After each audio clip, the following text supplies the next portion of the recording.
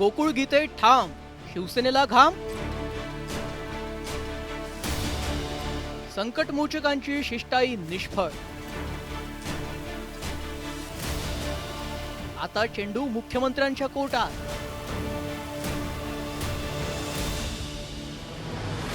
नाशिक विधान परिषद निवडणुकीत शिवसेनेचे उमेदवार नरेंद्र दराडेंविरोधात बंडाचा झेंडा फडकवणाऱ्या प्रसाद हिरेंचं बंड शमवण्यात महायुतीच्या नेत्यांना यश आलंय. मात्र गोकुळ गीतेंची मनधरणी करण्यात अद्यापपर्यंत तरी यश आलेलं नाही. नाशिकमध्ये तळ ठोकून असणारे भाजपचे संकटमोचक गिरीश महाजन आणि शिवसेनेचे संकटमोचक उदय सामंत यांची गोकुळ गीतेंसोबत चर्चाही झाली.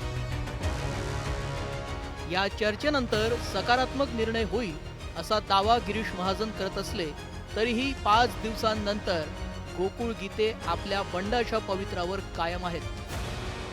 जे कुठली अट शर्त नाही आहे, ते म्हणतं फक्त मी निवडून येतो आहे, मला लोकांचा पाठिंबा आहे, पण मी सांगितलं महायुती आहे, आपल्याला असं करता येणार नाही. आणि त्यामुळे मी त्यांना आता सांगितलेलं आहे काही करून उद्या आपल्याला माघार घ्यायची आहे. मला वाटतं ते सकारात्मक निर्णय घेतील. तसं बघायला गेलं तर आता आंतरराष्ट्रीय निवडणूकच झालेली आहे. म्हणजे 17 निवडणुका विधान परिषदेच्या आहेत. 17पैकी 6 बिनविरोध झालेले आहेत. जे 2 अपक्ष होते त्याच्यातले प्रसाद बापू हिरेंनी काल शिवसेनेच्याच म्हणजे महायुतीच्या उमेदवाराला पाठिंबा दिला आहे.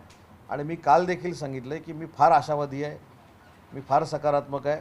त्याच्यामुळं पुढचे जे उमेदवार आहेत गोकुळजी गीते ते देखील सकारात्मक निर्णय घेतील याची मला पूर्ण खात्री आहे. त्यांनी मला विचारलं की आपण पण त्या ठिकाणी तसा पाठिंबा देऊ शकतो. त्यांना मी स्पष्ट नकार दिला की मी त्या उमेदवाराला त्या ठिकाणी पाठिंबा देऊ शकत नाही.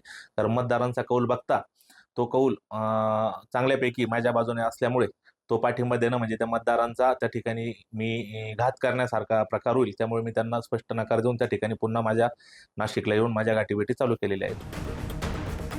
कुणाल दराडेंनी आपला बाप काढण्याचा आरोप करत तसेच आपल्याला मतदारांचा पाठिंबा असल्याचा दावा करत गोकुळ गीते उमेदवारीवर ठाम आहेत. तर दुसरीकडे गीते कुटुंबाची नाराजी दूर करण्यासाठी शिवसेनेचे उमेदवार नरेंद्र दराडेंचे बंधू किशोर दराडे हे गोकुळ गीतेंचे बंधू गणेश गीतेंच्या भेटीसाठी गेले होते.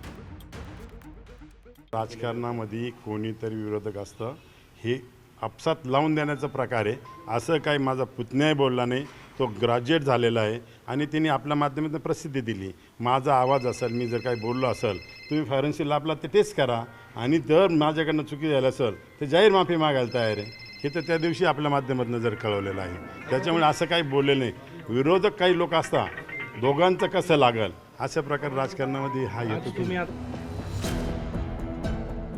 गोकुळ गीते उमेदवारीवर ठाम असल्यानं नरेंद्र दराडेंचे बंधू किशोर दराडे मुख्यमंत्र्यांच्या भेटीसाठी मुंबई येथे थेट दाखल झाले.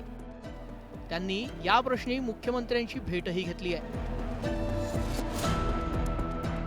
नाशिकचा तिढा काही राहिलेला नाही आहे. राज्याचे मुख्यमंत्री देवेंद्र फडणवीस, उपमुख्यमंत्री एकनाथराव शिंदेसाहेब, पवारताई यांनी नाशिकचा तिढा सोडवण्याचा प्रयत्न पूर्ण केला आणि तो लवकरात लवकर सुटणार आहे.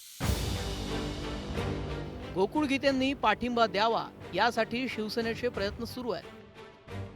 महाजन आणि सामंत या 2 संकटमोचकांच्या प्रयत्नांना आतापर्यंत तरी अपयश आलंय. एकूणच गोकुळ गीतेंच्या बंडाला हवा देण्यामागे जिल्ह्यातील कुरघोडीचं राजकारण तर नाही ना, याची चर्चा आता राजकीय वर्तुळात सुरू झाली आहे.